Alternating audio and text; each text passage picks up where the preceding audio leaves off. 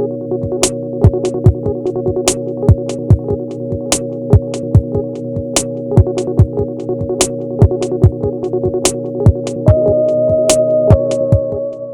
una de las partes del mundo más densamente pobladas, ¿no? Si no es que la más densamente poblada del mundo. ¿Qué quiere decir? Que tienen problemas de espacio. O sea, no es como aquí que tenemos el basurero, el segundo o el primer basurero más grande del mundo, ¿no? Y en extensión. Acá estamos viendo que los basureros están planeados para que después pueda ser construido sobre del basurero algún tipo de cosa, ¿no? Eso tenía planeado cuando platicamos con la gente del basurero, ¿no? Llega un momento donde pues, llega a su máxima capacidad y tienen problemas de espacio todo el tiempo. ¿Por qué lo digo? Porque también es distinto pensar geográficamente. Entonces, si ven, hay una gran parte de la isla, que es una puntita de la península, de todo lo que es China continental, y después hay un conjunto de islas que también pertenecen, ¿no?, a lo que es Hong Kong. ¿Por qué lo digo? Porque la basura fue muy distinta, ¿no?, en cada uno de estos lugares. Pues imagínense nada más un puerto que conecta 470 países y que está transportando todo tipo de cosas, ¿no? Claro, en términos de basura, que es nuestro enfoque, era un paraíso, donde se transporta tanta cosa, seguramente hay un montón de basura, ¿no? Entonces nos empezó a interesar la basura en términos más, podemos empezar a ver por qué nos empezó a interesar en términos más globales, ¿no?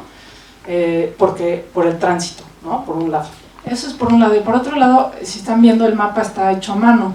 Bueno, parte del ejercicio que tuvimos, digamos, como parte de la investigación, a lo mejor no es la manera ni más fácil ni más directa, pero dibujar los mapas nos ayudó a entender también la geografía de Hong Kong y de entender cómo nos íbamos a mover ahí o cuáles eran los puntos interesantes. Entonces, a veces el dibujo funciona como una herramienta para detenerse a observar ciertas cosas que necesitas ver con mucha más calma, que necesitas entender desde otra perspectiva, y empezar también a mapear la forma en que nos íbamos a mover dentro de Hong Kong, porque siempre los tiempos de investigación afuera son cortos y tienes que optimizarlo al máximo, ¿no?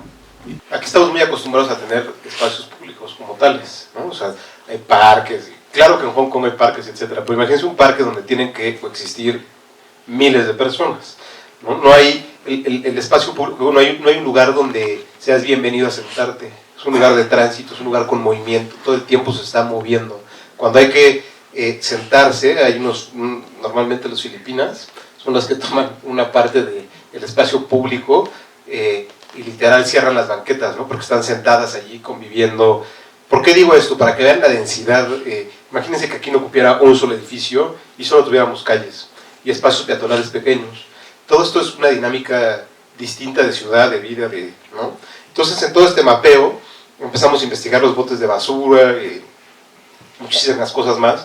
Hay una cosa muy interesante en Hong Kong, que todos los botes de basura, en cuanto tú metes la basura al bote, se vuelve, le pertenece al Estado inmediatamente, ¿no? Entonces, por ahí también teníamos que estar como medio abusados de estar agarrando cosas que ya eran de propiedad del Estado, ¿no? En el momento en el que se convierte en basura y sigue siendo tuya, pero en el momento en el que depositas en el bote de la basura, se convierte ya en algo más, ¿no?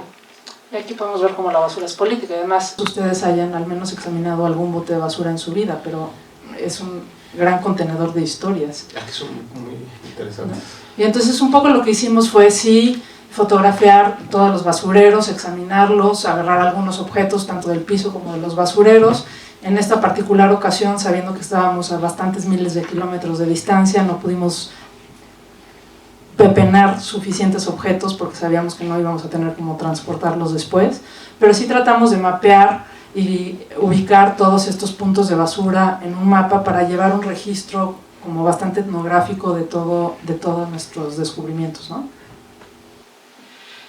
Y después viene lo interesante, ¿no?, que es toda esta parte donde tienes una compilación de información que ya existe anticipadamente, pero que se amplía con la investigación ya en el espacio, más toda la edición que se tiene que hacer de fotografías, y etcétera, etcétera, etcétera, junto con la información que se va a desplegar de esas fotografías o de esas cosas o de esos objetos que han sido recogidos del espacio público. O sea, empezar desde la imagen un poco que planteaba Ilana desde el inicio, ¿no? Tenemos todo esto y ahora ¿qué hacemos con todo esto? ¿Cómo lo ordenamos? ¿Cómo empezamos a generar algo, crear una estructura que empiece a hablar la basura en Hong Kong, ¿no? Literal. ¿No? Entonces, aquí pueden ver, esta es la isla de Lantau, el espacio específico donde encontramos esa serie de taparroscas, y con las investigaciones que hicimos nos dimos cuenta que uno de los problemas más interesantes es que esa taparrosca, ese refresco ni siquiera se vende en Hong Kong, es un refresco de China, y toda esa basura está arrastrada por el mar o por el río hasta las playas de Hong Kong. La basura, que es una cosa que acaba siendo deforme o rasguñada, marcada, maltratada, rota, etc., no tiene una forma ni un color tan determinado como otros objetos. Si ustedes meten una fotografía de una Coca-Cola que acaban de comprar al buscador de Google, no dudo en lo más mínimo que les vaya a salir una botella de Coca-Cola, pero si la ponen ya deforme, rota y distorsionada, empiezan a salir cosas totalmente distintas. Entonces la naturaleza de la imagen en la era digital se vuelve una cosa fantástica en ese sentido, ¿no?